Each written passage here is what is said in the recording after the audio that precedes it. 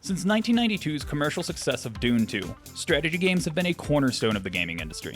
Moving your hordes of tiny units around a board or a map, working to execute that perfect strategy to take the hostile base.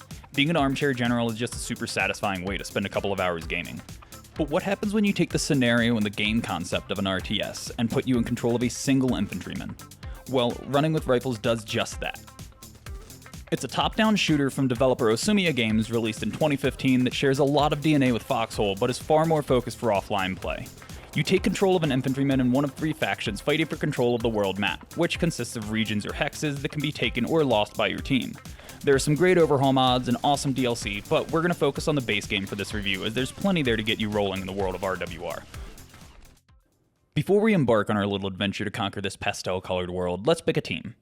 You've got the Brown Pants, who are a stand-in for post-Soviet and Eastern Bloc powers, the Grey Collars, which act as a parallel for the modern European Union, and the Green Belts, which are based on the United States.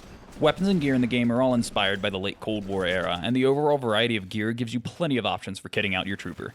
As you progress through the campaign, you level up and unlock more support in the form of weapons, infantrymen for your squad, and artillery and air support that can be called in on enemy positions, giving you more personal ability to affect the outcome of the greater battle. The campaign progresses when you capture an entire region. Once secured, you can leave through any of the gates in and out of the map to pick your next region. Lines on the campaign map all correspond to a gate on the actual game maps. Once all of them are yours, you get the big W. Let's go get in a gunfight now. Here's where you start to see how RWR takes major aspects of the RTS genre and starts building them into a top-down shooter that makes you part of a larger scale war game. Especially at the start, you gotta stick with the pack. Nobody in the game is durable, and as a lowly private with just a rifle and an attitude, you're basically cannon fodder to soften enemy lines. The team's AI commander will ping an objective for the team to take, and expand their starting beachhead. You'll also be told the locations of things like radio jammers and AA guns when they're discovered by friendlies to act as secondary objectives, as these will keep air support and artillery from being called in.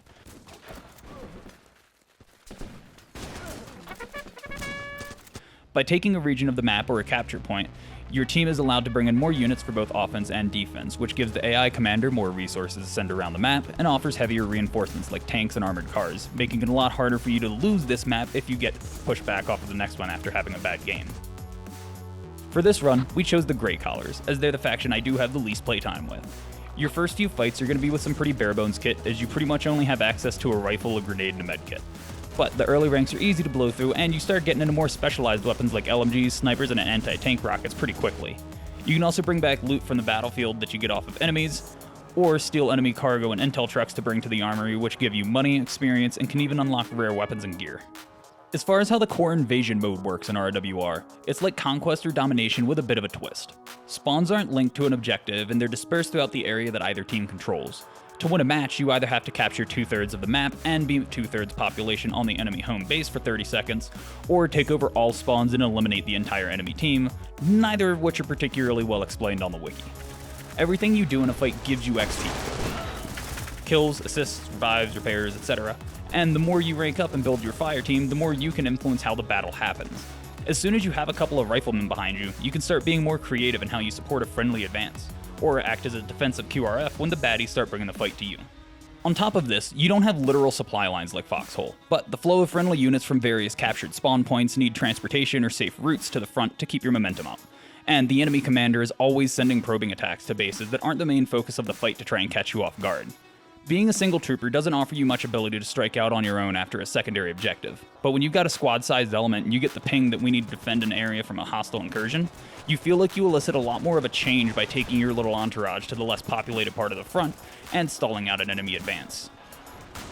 As a side note, one thing that shows that this is made by a team that cares and isn't just a game churned out for money is that you don't have to purchase the expansions to experience them.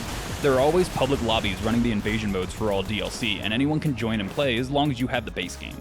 You do get a lot of control over the scale and intensity when you do a single-player campaign, but it's a great way to see if you click with the maps and the new weapons before committing to a purchase.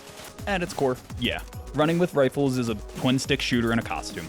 But a perfect balance of realism, attention to detail, and 10 years of awesome work from the developers makes this one of the most unique gaming experiences on the market.